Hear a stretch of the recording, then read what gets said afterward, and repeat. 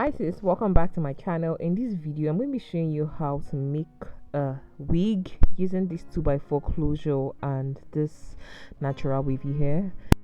Start now by securing the closure down on the mannequin head. I already wore the wig cap on the mannequin head, and I'm using the T-pin now to just place the closure on the center of the wig where I want it to be. After I'm done securing the closure on the mannequin head, I'm going to reach out for my curved needle, and I'll start to sew down the closure onto the wig cap. You can see how I'm moving the needle through the closure and the wig cap and sewing it securely, and I'm trying to give at least half an inch distance before I put the next before I take the next sewing. So I'm going to repeat the entire process until I get to the other end of the closure. Guys, making a wig is very easy. All it needs is just you paying attention to the details and trying to ensure that you sew very neatly. So I've gotten to the other end of the closure. What I'm going to do now at this end is just to make sure I sew it tightly and securely before I cut out the thread. So I'm just going to sew until I'm very sure that it's secure, then I can cut it off. So this is the bundles I'm using for this wig. You can see it's a natural wavy hair, and this is raw hair, guys. This is raw hair. So I just took out one of the pack. I just took out one of the bundle. Now I'm going to start sewing it onto the wig cap. So I just put the needle through the track, and I sewed and I pulled it through just to secure it on that wig cap, and then I start to sew through the wefts. And take note, after the first part where I put the needle through the wefts, I don't put the needle through the weft again. I just take through the wig cap, and then I just cross it underneath the weft, and I keep sewing it till I get to one end of the wig, and then I flip it over, then I continue sewing it. Guys, if you haven't watched any of my wig tutorials, you should know by now that this step is very repetitive. The essence of flipping it over, like how to flip, the best way to flip your wig over is you need to lift it up slightly, at least half an inch distance, just to ensure that there's space between the initial place where it was sewn and the next place where you're placing it on, at least a distance of half an inch or even 1 inch. For this scenario right now, I'm actually using I doubled the track, so I have like 4 tracks together, so I can leave distance of at least 1 inch because the bundles are very full. I'm using 4 bundles of hair to make this wig. That's the reason why I had to double the tracks at the end of the hair, so the 4 bundles go around without there being any leftovers, because my client asked for 4 bundles of hair, so I had to make sure that I make her wig to be very full.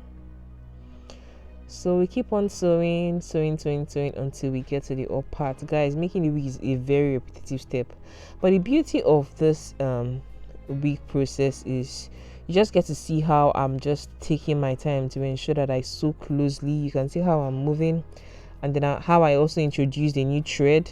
I tie it together and I cut off the old one, and I keep on moving with a new one. So we keep progressing until we get towards the up parts and towards the finishing area of this wig. Guys, if you don't know how to make a wig, I can assure you it's very easy. For me, I struggle in making wigs with the sewing machine. Hand sewing is just therapeutic for me, and is also it's easier for me. So that's the reason why I always hand sew my wigs. So I'm introducing a new bundle here. I think this bundle right here is the 3rd bundle. I can see I'm still doing like a double track just because I still have like 1 more bundle remaining, so I don't have to manage the hair because I have a lot of hair to work with. So we keep on sewing. When we get to this end here, we're going to flip it over and continue sewing. You can see how I turned this here. I kind of elevated it up a bit so that it's going to make it easy for me to flip it over. You can see how easy it is to flip your wig over. The essence of doing that is just to make sure that the front part of the wig doesn't feel bumpy or too thick. That's the reason why we flip it over, to make sure it lays flat. So we keep on sewing. Yeah. So you can see now I'm flipping it over again and I'm continuing the sewing process. But then if you don't want to have to go through the process of flipping over the wig, if you don't like how it looks when you flip the wig over, you can choose to cut the weft and just sew it neatly and start and put the part you cut out in the new area and continue sewing. But for me, I just like to avoid cutting the weft as much as possible, just so that to minimize the weave on from shed, to minimize shedding on the weave on, and just to ensure that I don't lose unnecessary strands of hair. That's the reason why I try to avoid cutting the weft. So now this is the last bundle right here. I'm going to use this last bundle now to finish up the wig, and this is the bundle number 4. The hair is really full, really full, and the quality of this hair is very nice. This hair is from Enl Beauty. If you would like to order our wavy hair, let us know. You can hit me up on Instagram. I'm going to put a link to Instagram in the description box, and I'm also going to put a link to our WhatsApp in the description box also. I also sell my hair vendor information in case you like how this hair looks and you also like how hairs I've also shown in my previous tutorials look. You could purchase my hair vendor information. This hair right here is a Vietnamese raw hair. It's a raw wavy hair. If you like how it looks and you like to purchase my hair vendor information, let me know in the comment section and I'll be glad to hook you up with it. This particular vendor has various types of hair, Vietnamese hair, Burmese hair, what other hair again? I'm finding it hard to Cambodian hair, and one other hair, Loitian hair, something like that. So if you like to purchase my hair vendor information, let me know. This vendor information goes for just $100. So if you want it, let me know, and just hit me up on WhatsApp. I'm going to put a link to the WhatsApp in the description box also. So guys, yeah, we're almost done with making this wig. We're already at the up parts. We're already almost meeting the closure, where the closure ends. Yeah, so just keep on sewing. You can see I'm still sewing very closely and neatly, just to ensure that the finishing is really good. So guys, we are rounding up now. We are almost done with the sewing process of this wig. Yeah. So let's just keep on sewing until we get to the other end, and I'm also going to add a weft to that particular side, which I just passed right now, just to ensure I finish it up neatly. You can see how this wig looks. All the sides have been well closed. Everything is neat. I'm going to cut out that remaining weft that's left over, and I'm going to just sew it somewhere on the inside, just to ensure that I don't have any of my client's hair left. Yeah, this wig has already been purchased actually, but if you want me to make something like this for you, I could make something like this for you. It's actually an 18-inch hair. It's 18-inch, 4 bundles of hair, but you don't need to use 4 bundles. Like, this hair is so full. 3 bundles is more than okay to achieve a look like this, and you could choose to do a middle part, a side part, a C part, depending on what look you're going for. So I'm closing out that remaining space there, and we'll call it a day for the wig making process. Then we could proceed towards like finishing the wig.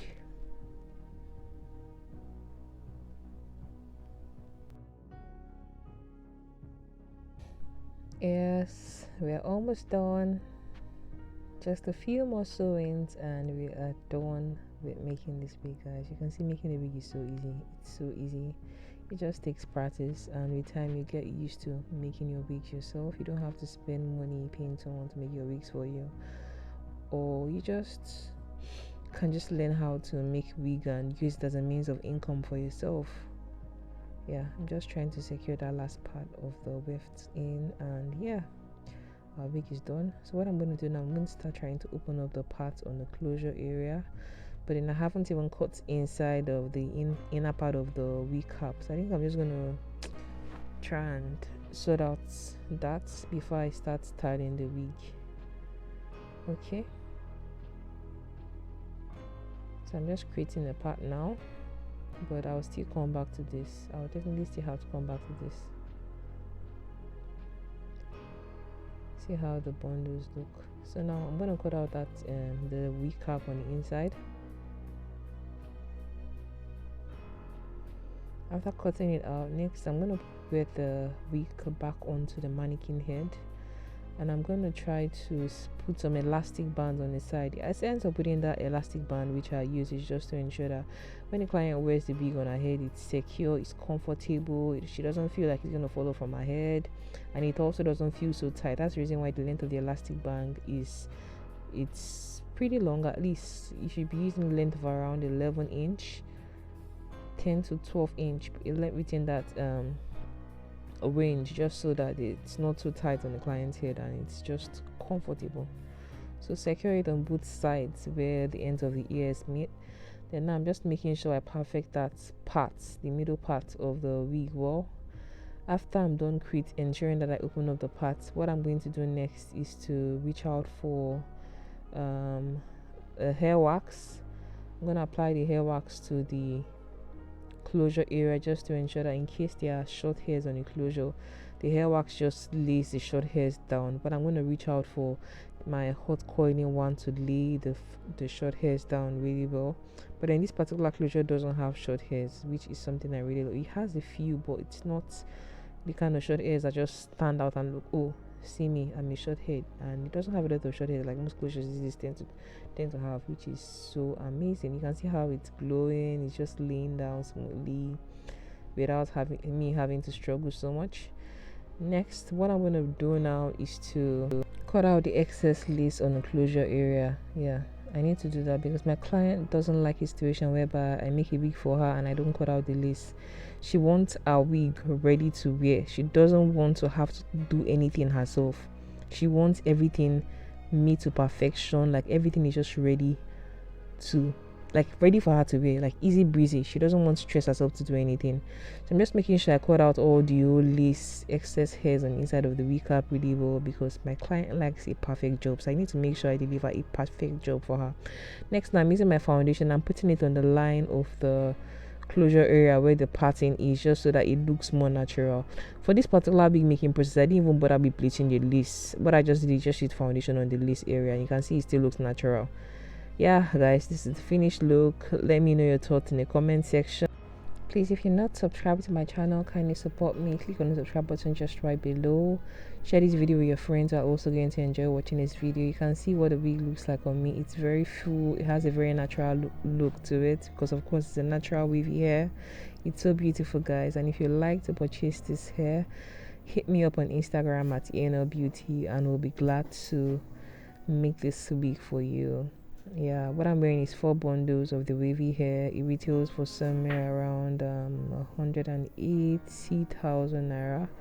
But then if you're getting 3 bundles, it's going to be less than that. So, and I think 3 bundles is more than okay for this particular hair. So guys, thank you so much for watching. I'll catch you in my next video. Bye.